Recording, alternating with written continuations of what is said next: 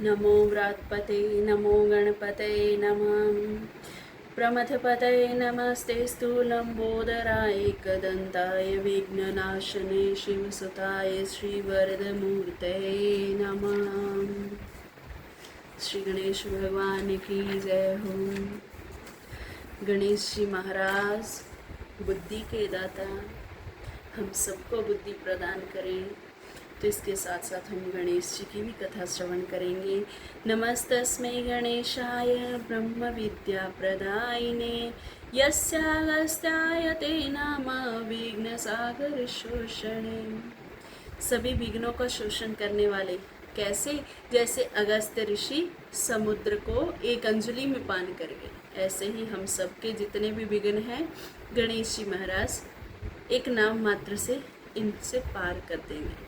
सभी विघ्नों का नाश करने वाले हैं। शौनक आदि ऋषि सूत जी महाराज से कहते हैं कि आपके समान प्रवक्ता ना कोई हुआ है ना हो सकता है।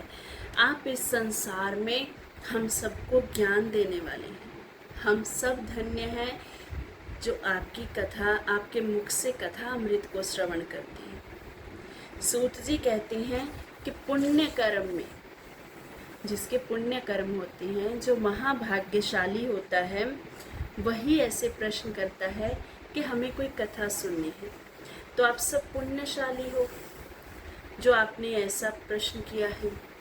जिनका मन स्त्री, पुत्र, भूमि, सांसारिक विषय, इनमें माया जाल में उलझा रहता है, वो कभी ऐसा प्रश्न नहीं कर सकता।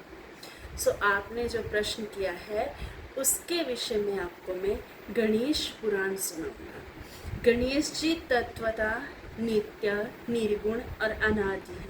अनादिकाल से गणेश भगवान चले आ रहे हैं। इसीलिए जब रामचरितमानस हम राम कथा सुनते हैं तो उसमें शिव पुराण में भी ये प्रसंग आता है कि जब भगवान माँ पार्वती से, माँ सती से विवाह करने जाते हैं तो पहले उन्होंने गणेश जी की पूजा की। अब लोगों के मन में ये संशय आता है कि जब अभी विवाह तो हुआ नहीं तो पुत्र कैसे हो गया? गणेश तो माँ पार्वती के ही पुत्र हैं, तो गणेश कैसे हो गए? तो इसीलिए बताया कि गणेश कोई उस पार्वती के पुत्र नहीं, अनादिकाल से चले आ रहे हैं।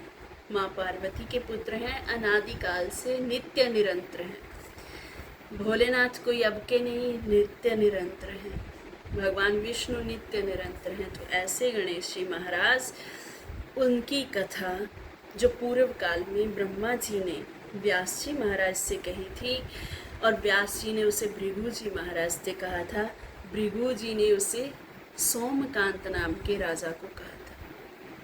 सोमकांत नाम का राजा कुष्ठ रोग से गलित हो गया था, गल गया था उसका शरीर, उसमें कीड़े पड़ गए थे। तो उसने तब सुनी थी ये कथा।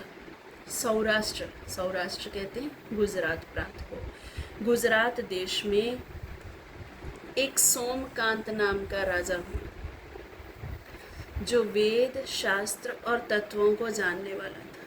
हर धर्म कर्म में नित्य कर्मानुष्ठान में रत रहने वाला था। उसके पास 10,000 तो हाथी थे और 20,000 उसके पास अश्वरोही घोड़े थे, 6,000 रथ थे और अनेकों संख्या वाले पैदल उसके पास सैनिक थे। आग्नेय शस्त्र था, 2 तरकस धारण करने वाले धनुषधारी थे। तो ऐसा राजा धन, बुद्धि, संपदा सबसे जीवों का पालन करता था। अपनी प्रजा का वो पुत्रवत पालन करता था। और उसके पास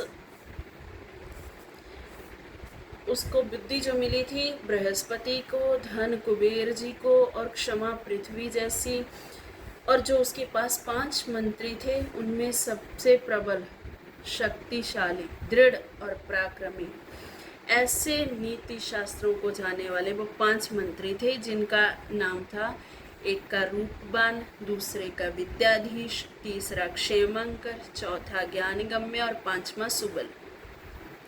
तो ऐसे 5 मंत्री थे और सब मंत्री आदि सुंदर पराक्रमी और उसके हित में रहने वाले थे।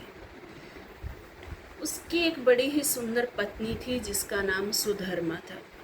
सुधर्मा के रूप को देखकर कामदेव की पत्नी रति भी लज्जा जाती थी, इंद्र की पत्नी शची भी लज्जा जाती थी। सुंदर सुंदर आभूषण वस्त्र पहन करके वो रानी देवताओं की रानियों की जैसे रहती थी। तो अपने कानों में अनेकों रत्न जड़ित वो कुंडल पहनती थी, गले में माला पहनती थी, हार पहनती। तो ऐसे सदा वो अपने पति की सेवा में संलग्न रहती। हेमकंठ नाम का एक उनके पुत्र था जो शुभ लक्षणों वाला था और 10,000 हाथियों जैसा उसमें बल था। इतना बुद्धिमान और पराक्रमी वो था, शत्रु उससे भय मानते थे, ऐसा वो था। और इस प्रकार सूत जी बता रही हैं कि सोमनाथ के कोई पूर्व के दुष्कृत्य से उसको ऐसा रोग खा गया कि पूर्व जन्मों के कर्मों के फल के कारण वो दुख भोगने लगा।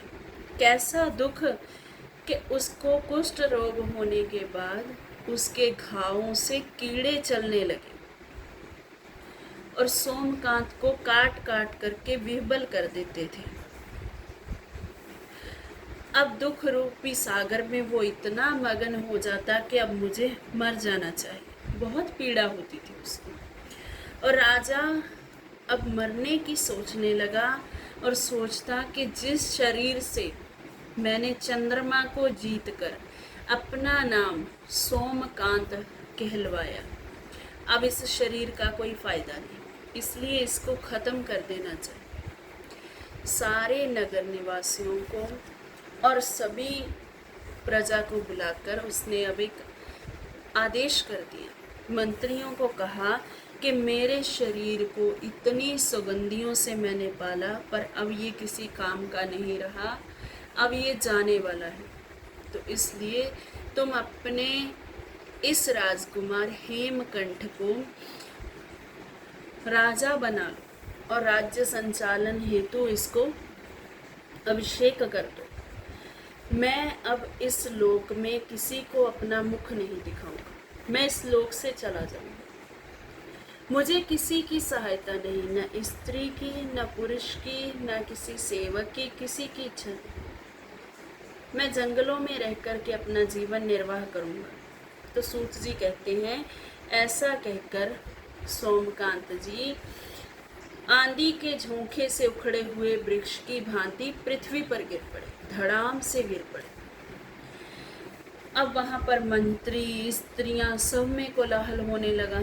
मंत्रियों ने कहा, राजन, आपकी कृपा से हम सब इंद्र की प्रजा के समान सुख पा रहे थे, लेकिन आप ही ना रहेंगे तो हमें ये सुख किसी काम का नहीं। इसीलिए जब आपके सुख में हम साथ थे, तो अब हम दुख में भी आपके साथ चलेंगे। जहाँ हम आप जाना चाहो, हम वहीं आपके साथ चलने को तैयार हैं। हम जानते हैं कि आपका पुत्र बड़ा बलवान है, पराक्रमी है, उसको उसके रहते हमें शत्रुओं से भय नहीं होगा, लेकिन फिर भी हम इसको राज्य गद्दी पर नहीं बिठाना चाहेंगे। हम आप ही को राजा मानते हैं और आपके राजा रहते हम किसी को नहीं बिठाएंगे। पूर्व काल में किए गए मेरे कर्मों का फल मैं भोग रहा हूँ। राजा कहते हैं कि ये मैं फल भोग रहा हूँ, तो अब मैं उस फल को अकेला भोगूंगा। आप सब क्यों इसमें साथ चलो? जितना मैंने आपको आदेश दिया उसको मानो। उस समय रानी सुधर्मा कहती है कि धर्म पूर्वक पति की सेवा का अधिकार एक पत्नी को है, तो मैं ही अपने पति के संग में जाऊंगी। पति और पत्नी का भोग आधा आधा होता है, इसीलिए अर्धांगिनी कहा जाता है। तो मैं इस दुख में उनका साथ लूंगी। आप सब यहीं रहो और इहलोक और परलोक दोनों लोकों में पति का अनुगमन मुझे करना चाहिए। तो ऐसे विनीत भाव से अब सोमकांत ने अपने पुत्र को कहा कि तुम राज्य गद्दी पर बैठो। पुत्र कहने लगा, हे पिताजी, हे धर्मपालक, जैसे बिना तेल के दीपक बुझ जाता है, ऐसे आपके बिना मेरा कोई अस्तित्व नहीं, मैं बुझ जाऊंगा। तो सूत जी कहते हैं कि पुत्र, तुमने अवश्य ही धर्म के अनुकूल बात कही है, लेकिन पिता के वचनों का पालन करने वाला और मरने के बाद श्राद्ध कर्म करने वाला, हमें जल तर्पण करने वाला पुत्र ही होगा। और अगर तुम राज्य गद्दी पर बैठोगे तभी तो तुम हमारे लिए श्राद्ध आदि कर्म करोगे, तभी तुम पुत्र कहलाओगे। अभी तो तुम हमारे बेटे हो, जब हमारी ये सेवा करोगे, हमारे लिए जल तर्पण करोगे, हमें पुता नाम के नरक में गिरने से बचाओगे, तभी तो पुत्र कहलाओगे। इसीलिए मेरी आज्ञा का पालन करो। तो धर्म शास्त्रों को, नीतियों को जानने वाले, सबको संतुष्ट करने वाले, पितरों का उद्धार करने वाले, हे पुत्र, तुम अब मेरी आज्ञा का पालन करो। और अब इस समय मैं सुधर्मा के साथ वन को चला जाऊंगा। तो इस प्रकार सोमकांत ने अपने पुत्र हेमकंठ को राज्य गद्दी पर बिठाने का निश्चय किया है। जय श्री गणेश।